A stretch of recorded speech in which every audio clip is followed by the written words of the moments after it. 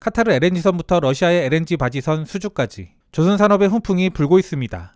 LNG 바지선은 LNG선 간 하역을 위한 설비로 대당 가격이 일반 LNG선의 두세 배에 달하는데요. 에너지 수출 대국인 러시아의 경우 파이프를 통한 에너지 공급 방식인 PNG가 주류지만 수출 다변화 전략으로 LNG 공급 능력 역시 확충하고 있는 추세입니다. LNG선 강국인 우리로서는 또 다른 기회가 열리는 면이 있습니다. 아무튼 우리에게도 예외 없이 감염병발 경제 위기가 다가오는 시기, 모처럼 반가운 소식들이었는데요.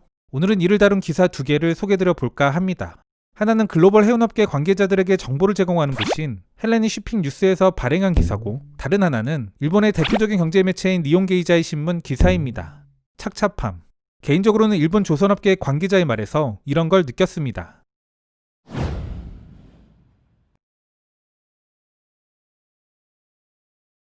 카타르 석유공사발 LNG 선박 수주전은 전세계 조선업계의 비상한 관심이 쏠린 가장 주목받는 거래였다. 지난달 중국은 16척의 계약을 따낸다. 처음엔 이 때문에 중국이 승자인 것처럼 보였다. 그러나 LNG선 프로젝트의 대부분은 한국의 빅3 조선소가 차지, 최종 승자는 결국 한국이 됐다. 카타르 석유공사는 200억 달러에 달하는 역대 최대 규모의 블록버스터급 계약을 한국에 안김으로써 2027년까지 LNG선 건조 슬롯을 확보했다. 세계 최대 LNG 생산국이지만 2004년 이래로 LNG와 관련해 신규 투자를 자제해온 카타르. 그러던 그들이 이번 계약을 전격적으로 추진한 배경에는 세계적으로 강화되고 있는 환경정책으로 인해 LNG 수요가 증가하고 있기 때문이다. 특히 중국과 유럽에서 LNG 수요가 급증했기 때문으로 카타르는 운반선뿐 아니라 생산시설의 확충도 동시에 진행하고 있다.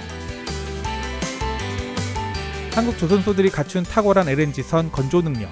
이는 한국이 이번에 독점적 승리를 할 수 있었던 가장 큰 이유다. 과거 1980년대까지만 해도 일본은 LNG선 건조 산업을 이끌던 맹주. 그런데 한국이라는 게임 체인저가 갑자기 나타났다. 한국 조선소들은 일본이 모방할 수 없는 디테일한 설계는 물론 추가적인 용량 확보 능력을 보여줬다. 그 중에서도 일본이 한국을 능가하는데 결정적인 도움이 된 것은 화물 격리 시스템이었다. 한국식 설계는 용량을 무려 40%나 더 높여줬다. 1990년대 후반, 일본과 치열한 라이벌 경쟁을 펼쳤던 한국은 결국 세계 LNG선 분야를 완전히 장악하기에 이른다.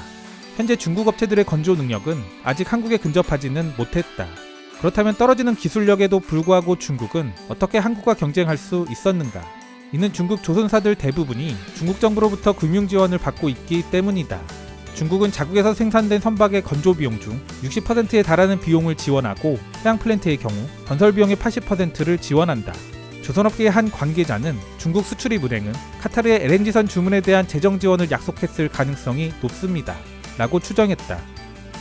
국가적 지원을 받는 중국의 조선업계, 뭔가 조금은 얄미운 기분도 드는데요. 다만 이는 과거 일본도 그랬고 우리도 비슷한 과정을 거쳤습니다. 조선업은 산업의 특성상 정부 지원이 필수적이고 대형화의 과정을 거쳐 가격 경쟁력을 확보하는 수순을 밟습니다. 중국 내수 수요에서 지나치게 차별하는 그들의 행태가 얄밉기는 하지만 사실 어쩔 수 없다는 생각도 개인적으로는 합니다.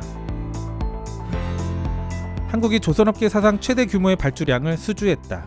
100척 이상으로 이는 전례가 없는 상식을 뛰어넘는 규모. 국가주도로 기술력을 높이고 있는 중국도 이번 발주에서 일부를 가져왔다.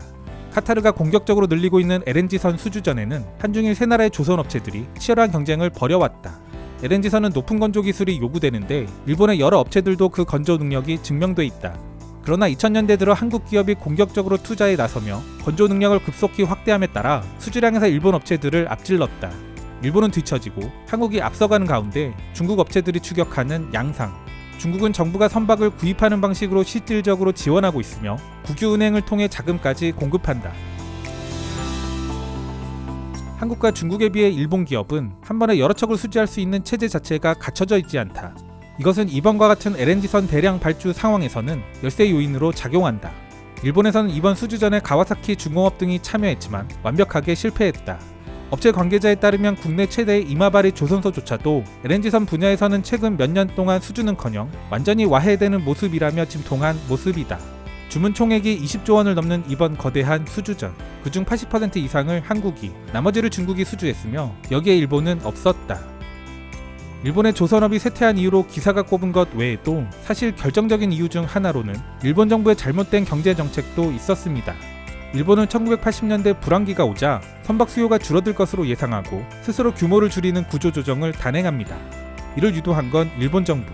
우리는 익숙해서 잘 인지하지 못하지만 조선업은 모든 국가가 키우고 싶어하는 산업입니다. 엄청난 고용 유발 효과와 더불어 높은 외화 가득률이라는 당장 눈앞에 보이는 경제 효과, 이뿐 아니라 철강, 기계, 부품, 해운과 같은 전후방 산업의 동반 성장 등 경제적 파생 효과가 매우 큰 산업이기 때문입니다. 중국이 막강한 내수 시장을 기반으로 빠르게 성장하고 있지만 우리가 잘 지켜내야 하는 이유입니다.